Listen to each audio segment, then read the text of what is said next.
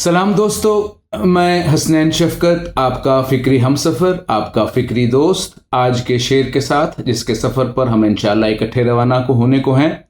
और हमेशा की तरह आपका साथ, आपकी हमरही इस सफ़र में मेरे लिए बाइस मुसरत भी रहेगी और बाइस इफ्तिखार भी। तो चलते हैं आज के शेर की तरफ। आपकी स्क्रीन पर भी नमूदार हो जाएगा। मोहतरमा साइमा आफ्ताब साहिबा का शेर है।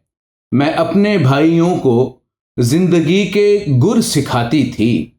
मेरे अब्बू ये कहते थे कि मैं सरदार औरत हूं। तो नाजरीन, सबसे पहले चलते हैं, हमारा पहला सेगमेंट होता है जहां हम एक नसरी तरतीब में एक बामुहावरा तर्जुमा कर देते हैं, जिसमें मुकद्दरात को खोल देते हैं ताकि शेर का एसेंस या कम अज़ कम जो सुपरफिशियल या जो एक सतह पर एसेंस है वो समझने में हमें आसानी रहे। तो इस शेर में शायरा यही कह रही है कि एक ज़माना था जब मैं अपने घर में, अपने वालिद के घर में हम सब इकट्ठे रहा करते थे, बहन भाई। तो जो मेरे छोटे भाई थे या बड़े थे ऐसा उन्होंने वाज़ह नहीं किया, लेकिन बहरहाल जो मेरे भाई थे उनकी मैं तालीम भी करती थी, उनकी मैं तरबियत भी करती थी, और ये सब कुछ मैं अपने वालिद की इजाज़त से और उनकी खुशी में रहते हुए करती थी। और इसके जवाब में मेरे वालिद ये कहा करते थे कि तुम एक सरदार औरत हो। तो ये है इस शेर की बामुहावरा तर्जुमा, या इसमें शायरा कहना क्या चाह रही हैं। हमारा दूसरा सेगमेंट होता है शेर का तलाज़माती निज़ाम, यानी कि जो मानी का बंदोबस्त है इस शेर में, उस पर बात की जाए। तो नाजरीन, मैं कई दफ़ा पहले भी कह चुका हूँ कि ये जो फेमिनिज़म की तहरीक आजकल चल रही है और बड़े ज़ोरों पर भी है, मैं इसका ऑब्ज़र्वर हूँ। मैं बहुत गौर से इसको देख भी रहा होता हूँ, क्योंकि कई लोगों की तरह मेरा भी ये मानना है कि ये जो अब सदी, जिस सदी में हम इस वक्त हैं, ये सदी एक तरह से औरतों की अरूज की सदी है। तो इसमें मैंने एक पेपर तहरीर किया था मोहतरमा रेहाना कमर की शायरी और उनकी फ़न और उनकी शख्सियत के ऊपर भी, और उधर मैंने बड़ी क्लियरली ये बात की थी कि जो फेमिनिज़म की जो असल खद्दो खाल हैं या जो फेमिनिज़म की असल शक्ल है, मेरा ये ज़ाती तौर पर मानना है कि वो शक्ल नुमायाँ होकर और मैच्योर होकर सामने आएगी वेस्ट की औरत के थ्रू नहीं, बल्कि मशरिक की औरत के थ्रू। मशरिक की औरत होगी जो फेमिनिज़म, मैं समझता हूँ एक नेगेटिव टर्म भी है, पॉजिटिव भी है। जिस तरह इसको लेके चला जा रहा है वो एक नेगेटिव तरीका है अगेन मेरे नज़दीक, लेकिन मैं ये समझता हूँ कि जहाँ पे जो रियल विमेन ऑफ सब्सटेंस हैं वो मशरिक में पाई जा रही हैं, और इस फेमिनिज़म जिसको आप औरतों का अरूज कह लें या औरतों की मैक्सिमम शमूलियत इस दुनिया के निज़ाम में कह लें, तो उसके जो खद्दो खाल हैं वो मशरिकी औरत वाज़िया करेगी, और मशरिकी औरत लीड करेगी कि औरतों की पोजीशनिंग आइंदा आने वाले ज़मानों में क्या होगी और क्या होनी चाहिए। तो ये मैंने मोहतरमा रेहाना कमर साहिबा के हवाले से भी अर्ज़ किया था। और वैसे तो मतलब शेर पे बात करने का एक रिवायत है, अमूमन शायरों पे या शायरात पे या जो पोइट है उसके ऊपर बात नहीं होती, लेकिन बहरहाल आप तनकीदी रिवायत को देख लीजिए तो हमेशा से ऐसा होता रहा है कि शायर ने किस माहौल में जन्म लिया, वो किस माहौल में पढ़ लिख रहा था, क्योंकि शायर जो है वो उससे बड़ा मुअर्रिख भी कोई नहीं होता। तो इसलिए उसकी सोशल सेटअप में शायर ज़िंदगी गुजार रहा था, किस ज़माने में ज़िंदगी गुजार रहा था, उस वक़्त एक समाजी, माशरती, माशी, पॉलिटिकल निज़ाम क्या था जिसमें वो सांस ले रहा था। तो ये सारी बातें बहुत ज़रूरी होती हैं। तो जो शायरा हैं मोहतरमा साइमा आफ्ताब साहिबा, वो एक सरकारी ओहदे पे हैं और बहुत सीनियर सरकारी ओहदे पर हैं और बहुत अच्छा काम कर रही हैं, बड़ी वेल रिप्यूटेड ऑफिसर हैं। तो ये बात सिर्फ बस यहीं तक जानना ज़रूरी है। इससे आगे हम शेर पर ही बात करेंगे। तो देखिए, इस शेर में मुझे दो चीज़ें जो हैं वो बड़ी खुल के सामने आती नज़र आ रही। पहली बात तो ये कि मैं नेगेटिव क्यों कहता हूँ, जो आजकल की तहरीक की सूरत हाल है वो ये है कि एक तो ये तहरीक उन कम अज़ कम मशरिक में फ़िलहाल उन ख़वातीन के हाथों में है जो कि ख़ुद जिनका कोई बहुत ज़्यादा माशरे में کوئی بہت کنٹریبیوشن ایز سچ اس معاشرے کی معاشرتی معاشی ترقی میں یا اکانومی میں یا ایڈمنسٹریشن میں کوئی بہت زیادہ ان کا عمل دخل نہیں ہے. وہ ایک پریولیجڈ سا ایک بیک گراؤنڈ ہے جہاں وہ یہ لے کے چل رہی ہیں، اور ان کا مطمع نظر صرف اور صرف یہ ہے کہ وہ یہ سمجھتے ہیں کہ عورتوں کا اثبات صرف تب ممکن ہے جبکہ مردوں کی کسی بھی طرح سے نفی کر دی جائے. معاف کیجیے گا، میں یہ سمجھتا ہوں، مجھے ایسا محسوس ہوتا ہے، اختلاف کی گنجائش ہر جگہ موجود ہے. لیکن جب ہم اس شعر کے تناظر میں آتے ہیں تو یہاں ہمیں، جس طرح میں نے عرض کیا، دو باتیں نظر آتی. پہلی تو بات یہ کہ یہ جو پدر شاہی نظام یا پیٹریارکی کا ایک جو ٹرم کوائن ہوئی ہے، یہ فار نو گڈ ریزن باپ کا ایک مقام جو کہ اتنا اہم مقام ہوتا ہے کسی بھی سوشل سیٹ اپ میں، ویسٹ ہو ایسٹ ہو جو بھی جگہ ہو وہاں بڑا ہوتا ہے. تو ایک باپ کے، ایک والد کے، ایک فادر کے مقام کو اس طرح ڈی گریڈ کرنا اور اس میں اپنا اثبات تلاش کرنا کچھ بات سمجھ میں نہیں آتی. تو فیمنزم ٹھیک بات ہے، لیکن یہ پیٹریارکی یا پدر شاہی نظام جو ہے اس کے اوپر جو مشرق کی عورت ہے اس نے بند باندھ رکھے ہیں. جو مشرق کی وہ عورت ہے جو کہ معاشرے میں ایک تعمیری اور مثبت کردار ادا کر رہی ہے اپنی صلاحیتوں کے بل بوتے کے اوپر. تو اس شعر میں بھی آپ سب سے دیکھیں کہ سب سے خوبصورت بات انہوں نے یہی کہی ہے کہ میرے ابو یہ کہتے تھے کہ میں سردار عورت ہوں، یعنی کہ سردار عورت بننا قبول کر لیا گیا، اور جو اس کے ساتھ تقاضے آتے ہیں سردار عورت ہونے کے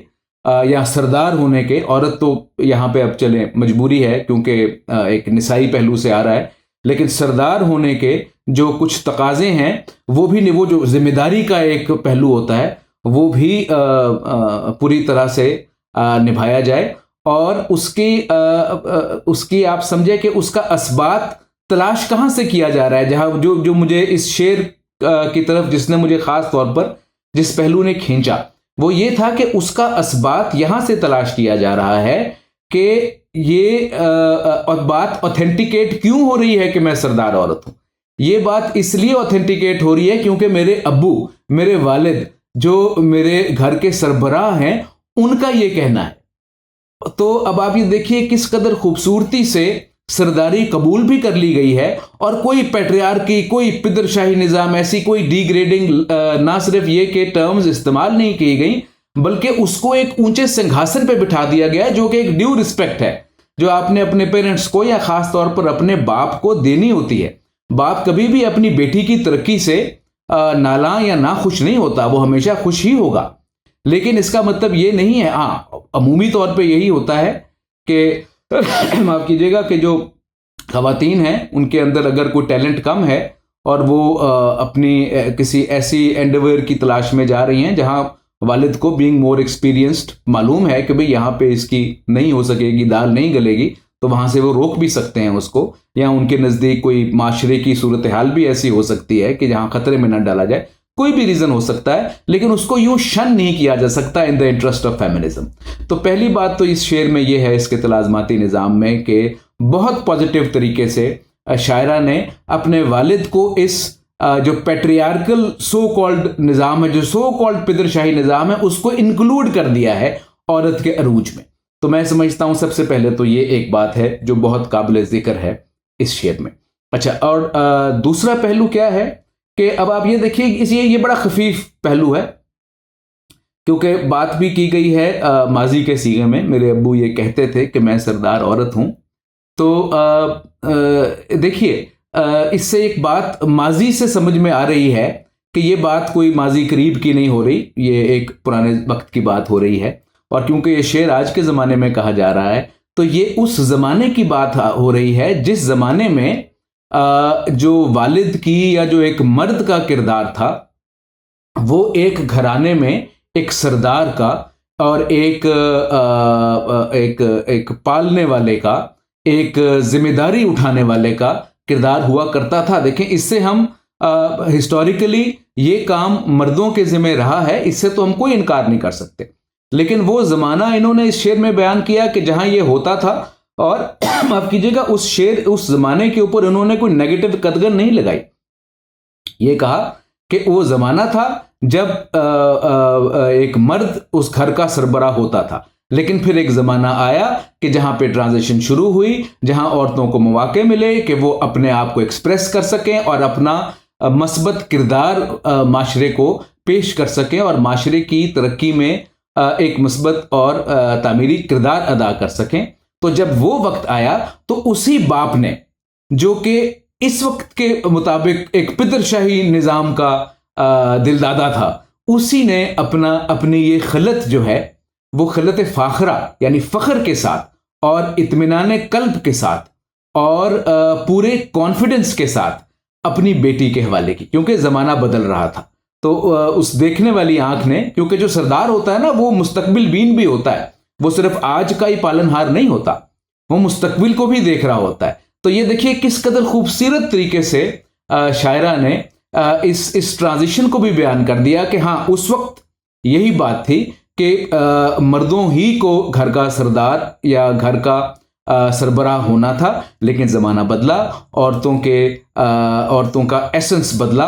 औरतों के कॉन्फिडेंस बदला, औरतों की सदी आई, औरतों का टाइम आया। तो उसी पितर ने अपनी बेटी के हवाले बाग पकड़ा दी कि बेटी अब तुम इसको चलाओ, क्योंकि तुम सरदार औरत हो। यानी कि एक सरदार आप तभी बनते हैं जब एक सरदार आपको सरदारी के ओहदे पर फायज करता हुआ जाए। तो बहुत खूबसूरती से उस जमाने का तस्करा हुआ, किसी भी किस्म की नेगेटिव कॉनोटेशन के बगैर, कि हाँ भाई वही सरदार होते थे। और उसके बाद उन्होंने किसको चुना? मुझे चुना एज ए सरदार औरत, और कॉन्फिडेंस के साथ चुना, और उन्होंने ये कह के कहा कि हाँ तुम सरदार हो। और उसकी वजह खैर उन्होंने ये बयान की कि मैं अपने भाइयों तक जो है इसमें मुकद्दर है, यानी सिर्फ भाइयों की ही बात नहीं है, यानी कि मैं अपने भाइयों को भी जिंदगी के गुर सिखाती थी। और जाहिर बात है जब आप इकट्ठे रह रहे होते हैं और नज़र आ रहा है कि ये कोई बहुत मैच्योर उम्र की बात नहीं है, जो भी खातून है या लड़की है जो ज़माने में थी, ठीक है वो एक ख़ास उम्र के हिस्से में ज़रूर होगी, लेकिन को बहुत वो नहीं नज़र आ रहा है बज़ाहिर इस शेर के जो ज़मानी एतबार है कि इकट्ठे रहते थे ना, तो ना शादी हुई है, इकट्ठे सब बहन भाई रहते हैं। तो उस वक्त भी जो भाई थे उनको मैं तालीम व तरबियत उनकी करती होती थी, उनको ज़िंदगी के गुर सिखाती थी, जो देखते हुए मेरे वालिद ने ये देखा कि हाँ इसके अंदर वो टैलेंट है कि इसके ज़िम्मे सरदारी सौंप दी जाए। तो बहुत खूबसूरत तरीके से, यानी एक पहली बात जो हमारा कल्चर है और जो दुनिया का कल्चर होना चाहिए कि अपने बाप को, अपनी माँ को, अपने बुजुर्गों को इज्जत व एहतराम दो, बजाय कि उनको पिदरशाही निज़ाम का नाम दो। और दूसरा ये कि ये भी समझो कि जब वो ज़माना था तो उस वक्त ज़रूरी था, बल्कि और कोई चॉइस ही नहीं थी कि मर्द घर का सरबराह होता या मर्द सरदार होता। लेकिन जो ज़माना बदला तो मर्दों ने खुद, यानी बाप ने खुद अपनी बेटी को खलत फ़ाखरा अता फरमाई। तो ये आप देखिए कि ये मुझे इसीलिए इस शेर ने बहुत अपनी जानिब खींचा, और मैं बहुत देर से इसके ऊपर बात भी करना चाह रहा था कि ये सूरत हाल है जो आज की अगर औरत ने अपना मकाम व मर्तबा इस नौयत से मुतय्यन करना है माशरे में और इंटरनेशनल माशरे में, तो उसको इस बहस से निकलना पड़ेगा कि मर्द क्या कर रहे हैं। उसको सिर्फ अपनी जो सलाहियतें हैं उनको जिला बख्शने की तरफ तवज्जो करनी होगी। इस तरफ अगर वो जाती रहेंगी तो फिर इसी तरह सड़कों पर ही रहेंगी और वो कोई मकाम हासिल नहीं कर सकेंगी। अब बात सिर्फ यही है कि जो ख़वातीन ये मकाम हासिल कर चुकी हैं वो ज़ाहिरी बात है फेमिनिज़म का हिस्सा बनती नहीं है, हालांकि वो ट्रूली फेमिनिस्ट हैं। और मगरिब में वैसे मैं ये देखता हूँ कि जो बहुत वहाँ भी बावफा हैं और बहुत अपने ख़ानदान को जोड़ के रखने वाली औरतें हैं, इसमें कोई शक नहीं है। लेकिन ये है कि उधर जो औरतें माशी तौर पे या कॉर्पोरेट ज़िंदगी में तरक्की करना चाहती हैं, वो फिर शादियाँ भी नहीं करती, बच्चे भी पैदा नहीं करती। वो कहती हैं बस हमारा यही काम है, इस काम के अलावा अगर हम बीवी बच्चों और फैमिली के चक्कर में पड़ेंगे तो फिर हमारी जो तरक्की है वो मुमकिन नहीं हो सकेगी। तो उनको अपनी एक्चुअलाइजेशन जब चाहिए होती है तो वो फिर या तो मर्दों की नफ़ी करती हैं या फिर फैमिली लाइफ से ही दस्तबरदारी इख्तियार कर लेती हैं। لیکن جو ہماری عورت ہے یہاں مشرق میں، وہ افسری کر رہی ہو یا مزدوری کر رہی ہو، وہ بچے بھی پالتی ہے، اپنے گھر والوں کا خیال بھی رکھتی ہے، اپنے بزرگوں کی عزت بھی ملحوظ رکھتی ہے، اور معاشرے میں ایک تعمیری کام بھی کرتی ہے۔ تو یہ تو تھا اس شعر کا ترازماتی نظام۔ اب ہم بڑھتے ہیں اس شعر کی لفظی بندوبست کے اوپر۔ اس میں بس اتنا ہی عرض کروں گا کہ دیکھیے بہت خوبصورت طریقے سے ماضی کا صیغہ اور آخر میں ہوں انہوں نے استعمال کیا۔ میرے ابو یہ کہتے تھے کہ میں سردار عورت ہوں، میں اپنے بھائیوں کو زندگی کے گر سکھاتی تھی۔ تو یہاں وہی بات جہاں جو میں شروع میں عرض کر رہا تھا، اسی طرح سے یہ بات سامنے آتی ہے کہ وہ ماضی میں جو فیصلہ باپ نے کیا سرداری اپنی بیٹی کے ذمہ سونپنے کا، وہ فیصلہ آج بھی صائب ہے۔ یعنی کہ وہ جو اس زمانے کا سردار تھا اس نے صحیح فیصلہ کیا، وہ واقعی اس زمانے کا سردار تھا، کیونکہ میں سردار عورت ہوں۔ تو یہ اس کے لفظی بندوبست میں سمجھتا ہوں کہ جو کی ایلیمنٹ ہے وہ یہ ہے۔ اور چوتھا اور آخری سیگمنٹ ہوتا ہے ہمارا صوتی نظام کا۔ اب یہ صوتی نظام ایک ایسی بات ہے دوستوں کہ مجھے تو سمجھ نہیں آتا۔ مجھے تو لگتا ہے کہ جب کوئی شاعر کی روح تخلیق کرتا ہے نا حق، تو ساتھ ہی شاید وہ شعر جو اس نے کہنے ہیں اس کی روح بھی ساتھ ہی تخلیق کر دیتا ہے، کیونکہ یہ ممکن نہیں ہے کہ ایک جو شعر کی مجمل حیت ہے وہ معنوی طور پہ بھی اور فکری طور پہ بھی اور صوتی اعتبار سے بھی اس قدر کمپیکٹ ہو جائے۔ تو جو ابھی آپ اس میں یہ دیکھیں گے بھی کہ پہلے مصرے میں اپنے بھائیوں کو زندگی کے گر سکھاتی تھی، وہ ایک سٹیٹمنٹ ایسی ہے جو کہ بہت اگریسو سٹیٹمنٹ نہیں ہے، پیار اور دھیما نظر آتا ہے کہ میرے بھائی تھے، میں بھائیوں کو انڈرمائن نہیں کرتی تھی۔ دیکھیے کھلے کھلے لفظ ہے، میں اپنے بھائیوں کو زندگی کے گر سکھاتی تھی، سب کھلے کھلے لفظ ہے، کوئی اگریشن نہیں ہے اس میں، ایک پیار، ایک سافٹنس نظر آتی ہے اپنے بھائیوں کے لیے اس میں۔ تو اس لیے یہ انہوں نے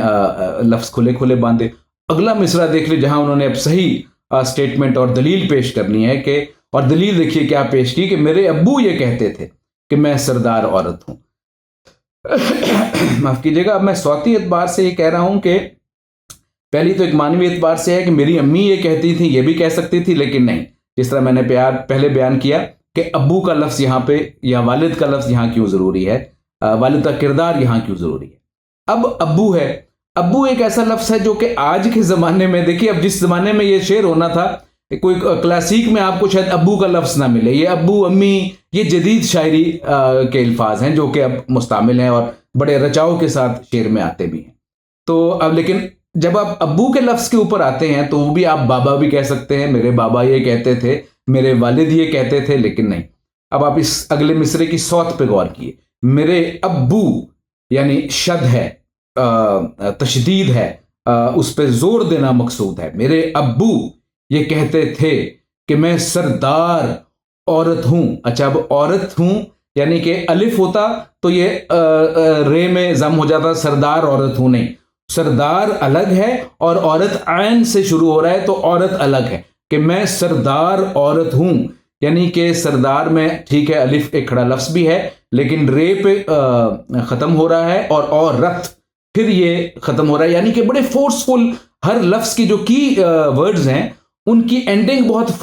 فورسفل ہے۔ میرے ابو یہ کہتے تھے کہ میں سردار عورت ہوں۔ تو یہ دیکھیے کہ کس قدر یہ جیلن ہوا ہے یہ لہجہ اور یہ صوت اس شعر کی مکمل فکری جو بندوبست ہے اس کے ساتھ، اور اس لیے میں حیران ہو جاتا ہوں۔ میرے لیے آج بھی یہ اصرار ہے، جب میں شعر کا مزہ لینے کے لیے، شعر کا لطف اٹھانے کے لیے اس شعر کے اندر داخل ہوتا ہوں، اس شہر کے اندر داخل ہوتا ہوں، تو حیران ہوتا ہوں کہ بھئی یہ کسی انسان کے بس کی بات نہیں ہے کہ وہ صوت بھی ایسی رکھے، الفاظ بھی ایسے آئیں۔ ٹھیک ہے اپنی جگہ ایک ٹریننگ ہے، لیکن یہ اللہ کا گفٹ ہوتا ہے کہ جہاں پہ یا شاید شعر جس شاعر نے کہنے ہوتے ہیں وہ بھی اس کی روح کے ساتھ ہی ان اشعار کی روح بھی تخلیق ہو جاتی ہے۔ بھئی اتنا کمپیکٹنس جو ہے، جتنے بھی میں شعر یہاں پہ ہم نے آج تک جن کے صفحے پہ بھی نکلے ہیں، سب میں ہم نے یہ غور کیا ہے کہ کسی ایک انسان کے بس میں یہ بات نہیں ہو سکتی کہ وہ اتنا کمپیکٹ کر دے اس شعر کو۔ تو اس لیے شعر کا معاملہ بہت ہی پراسرار معاملہ ہے، اور ٹو بی ویری فرینک میری سمجھ سے آج تک باہر ہی رہا ہے. لیکن آج کے اس شعر پر گفتگو بھی کرنا مقصود تھی اور آپ کو اس میں شامل کرنا بھی مقصود تھا. امید ہے کہ اس شعر نے آپ کو اسی قدر لطف دیا ہوگا جس قدر لطف اس شعر سے میں نے اٹھایا ہے. انشاءاللہ اگلے ویک میں ایک نئے شعر کے ساتھ آپ سے پھر ملاقات رہے گی. تب تک کے لیے اللہ حافظ.